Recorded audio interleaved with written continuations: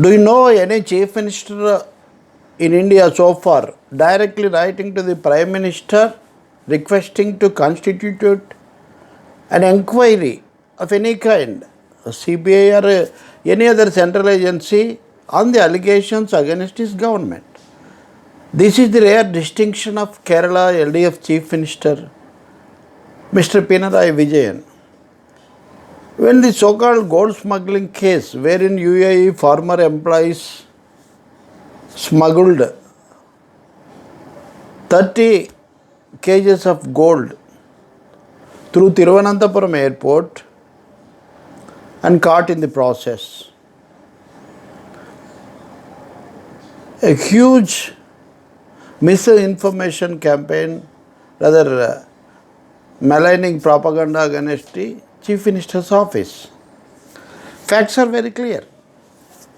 That Sarit Kumar, who is an erstwhile employee of the UAE consulate, Swapna Suresh, who is named in the FIR and police investigation, is also connected to the consulate. She is now the consultant, not an employee, consultant of the Kerala IT department. That is the only connection with the government. Then Sam Sivasankar from the CMO's huge periphery or framework made a call in the process. This is the only link, or this is the only development that led to the huge propaganda campaign against Pinarayi Vijayan. After all, the airports are maintained by the central government, customs is under the central government, foreign relations, consulates, ambassadors and all these things are controlled by the central government. How a state government or an official in the CMO can control the airport? It's a big question. This kind of happenings in the airport creating furore and making ripples in the political circles happened in Vizag airport also. Earlier when Mr. Jagan Mohan Reddy, the present Chief Minister of Andhra Pradesh and earlier opposition leader, was attacked with a knife at Vizag airport. In all these cases, central government led by Honorable Narendra Modi ji safely escapes its responsibility and just throwing all the mud on the state governments. It is actually a big lacuna in our system. Here Kerala Chief Minister and government immediately transferred Sivasankar from his position in the CM's office or entourage. Then Swapna Suresh, nothing to do with the government, and CM himself made it very clear that he has nothing to do with Swapna Suresh. He don't have any idea of her. And it is for the UAE consulate and government of India and Civil Aviation Ministry to conduct an investigation and trace out the facts.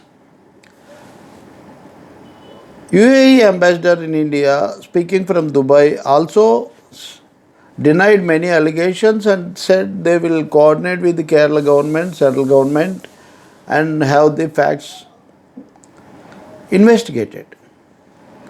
Meanwhile, a huge barrage of mispropaganda against Pinarayi Vijayan is let loose by the media. Very, very interestingly, curiously, both BJP and Congress and a section of big media joined the campaign. In this process, while denying all this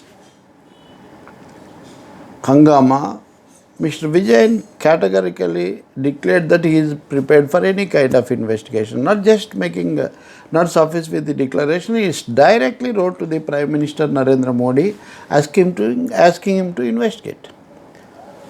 So in the Home Ministry assigned the duty to National Investigative Agency meant for terrorist, meant to contain or constituted to contain terrorist activity in the country. The point is that this huge quantum of gold may be meant to instigate terrorist activity in the country. That's a valid point, and NIA had every right to go to the roots of the smuggling scandal. But why leave the then ultimately Swapna Suresh and one another employee named in the FIR skipped the state and were arrested in Bangalore, Karnataka, that is also ruled by BJP. While BJP said that CPIM is connected with this smuggling episode, CPM and the government felt that they are related to BJP. When Swapna Suresh escaped Kerala borders, questions were raised how she could do that while there is lockdown in force in Kerala. Similar question may be asked, how can be she arrested in Bangalore where a full lockdown is there, more stringent and more extensive than Kerala? Now it is in the hands of NIA. NIA is in the hands of Home Ministry, led by none other than the omnipotent Amit Shah, the erstwhile president of the BJP and also one of the trio leading the present dispensation. So they can as well catch anybody if found guilty or if any iota of evidence is found. So why barrage of propaganda against Pinarayi Vijayan? In this process, one must remember that Pinarayi Vijayan is the most successful chief minister fought and contained corona in the country. In fact, Kerala model is hailed by United Nations and the minister concerned, Mrs. Shailaja, was honored by UNO.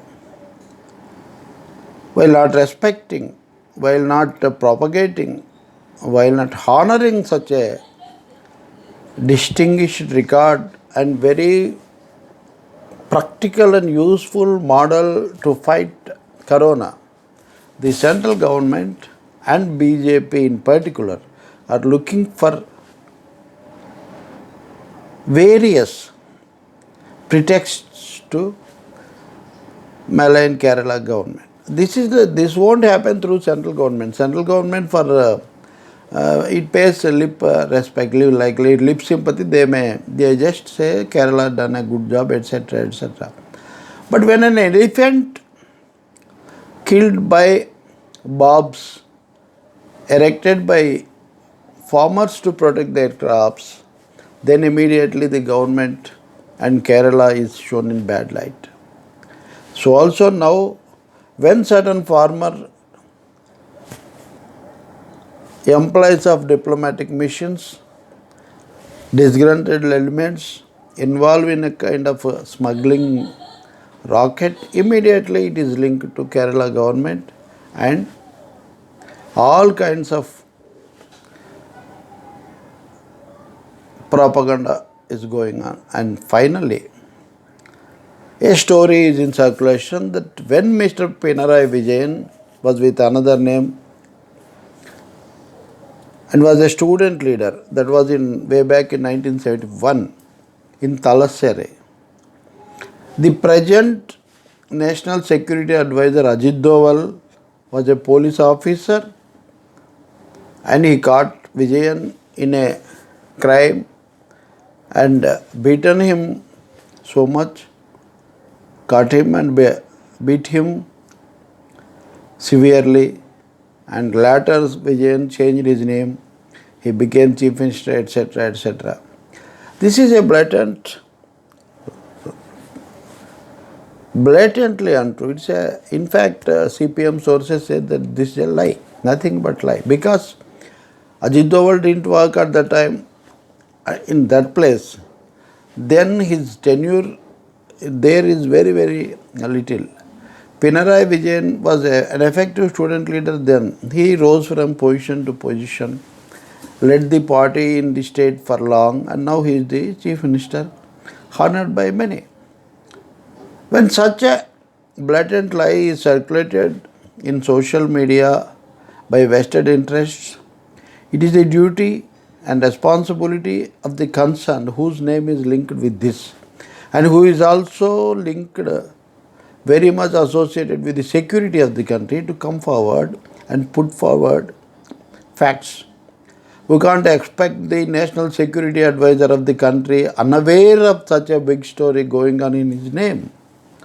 So this is a wanton thing, and I think many such stories and misinformations will go on, will continue in coming days till Kerala goes to assembly elections.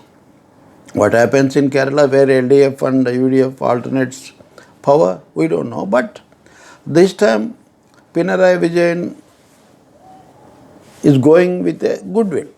Results are in the hands of people. But to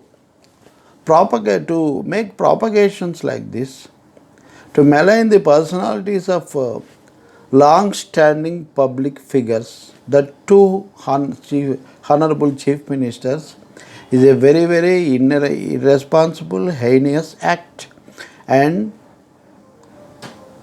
the people in highest positions must show their integrity and fairness by disassociating with such heinous attempts.